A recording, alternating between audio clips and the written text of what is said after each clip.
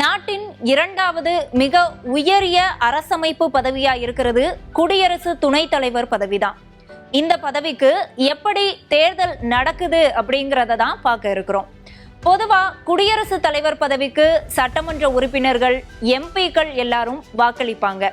அந்த மாதிரி இல்லாம இந்த தேர்தல் ரகசிய வாக்கெடுப்பு முறையில நடத்தப்படுது. குறிப்பா குடியரசு துணைத் தலைவர் தேர்தல்ல எம்எல்ஏக்கள் வாக்களிக்க மாட்டாங்க. வழக்கம் போல இந்த தேர்தலும் இந்திய தேர்தல் ஆணையத்தால தான் நடத்தப்படுது. இந்த தேர்தல்ல வாக்களிக்கிறவங்கள வாக்காளர் குழு அப்படின்னு சொல்றாங்க. அதுல நாடாளுமன்ற, மக்களவை, மாநிலங்களவை மற்றும் நியமன உறுப்பினர்களும் இடம் பெறுவாங்க. பொதுவா குடியரசு துணைத் தலைவரா ஏற்கனவே பதவியில இருக்கவங்களுடைய பதவிக்காலம் முடிகிறதுக்கு 60 நாட்கள், அதாவது 2 மாதங்களுக்கு முன்பாக தேர்தல் ஆணையம் அதற்கான அட்டவணையை வெளியிடுது. அட்டவணை வெளியான அப்புறமா வேட்பாளர்கள் அறிவிக்கப்படுறாங்க. ஆளுங்கட்சி ஒருத்தரையும் எதிர்கட்சி ஒருத்தரையும் அறிவிக்கிறாங்க.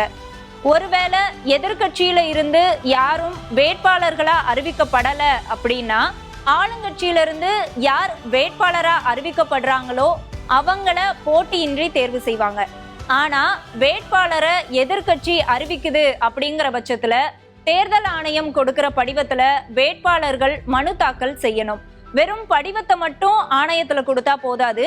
என்னைய இத்தனை எம்பிக்கள் பரிந்துரைக்கிறாங்க அல்லது எனக்கு இத்தனை பேர் ஆதரவு தெரிவிக்கிறாங்க அப்படின்னு அவங்களுடைய கையெழுத்தோட படிவத்தை தேர்தல் ஆணையத்துல சமர்ப்பிக்கணும்.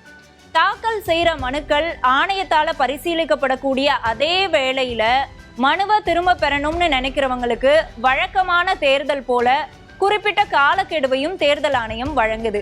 இதற்கு அடுத்த கட்டமா இறுதிப்படியா இருக்கிறது வாக்குப்பதிவு ஒண்ணுதான். தேர்தல் ஆணையம் அறிவிக்கக்கூடிய தேதியில வாக்குப்பதிவு ரகசிய வாக்கெடுப்பு முறையில நடக்குது. அதை தொடர்ந்து வாக்குகள் எல்லாம் எண்ணப்பட்டு யார் வெற்றி பெற்றாங்க அப்படிங்கிறத அறிவிக்கிறாங்க. பதிவான மொத்த வாக்குகள்ல 50% அதிகமான வாக்குகள், அதாவது அதிக வாக்குகள் பெறவங்க வெற்றி பெற்றதா அறிவிக்கப்படுறாங்க.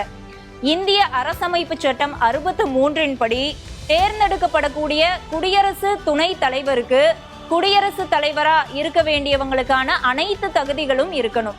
அதாவது 35 வயது பூர்த்தியாகி இருக்கணும் அப்படிங்கிறது மாதிரியான தகுதிகள் எல்லாம் இவங்களுக்கும் இருக்கணும். இப்போ தேர்தல்ல வெற்றி பெற்று குடியரசு துணைத் தலைவரா பொறுப்பேற்கிறவங்க நாடாளுமன்ற, மாநிலங்களவையோட தலைவராகவும் பதவி வகிக்கிறாங்க. ஒருவேளை குடியரசு துணைத் தலைவரை பதவியிலிருந்து நீக்கணும் அப்படின்னா நாடாளுமன்றத்தினுடைய 2 அவைகள்லையுமே தீர்மானம் நிறைவேற்றப்பட்டால் மட்டுமே அவரை நீக்க முடியும். இந்த நடைமுறை மூலமா தான் இந்தியாவில் குடியரசு துணைத் தலைவர் தேர்ந்தெடுக்கப்படுறாங்க.